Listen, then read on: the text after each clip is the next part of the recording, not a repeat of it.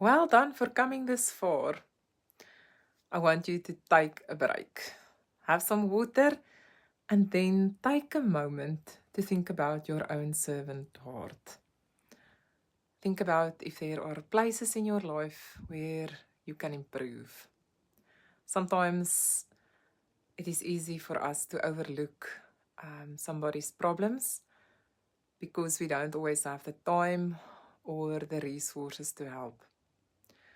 But we might know somebody else that will be able to help.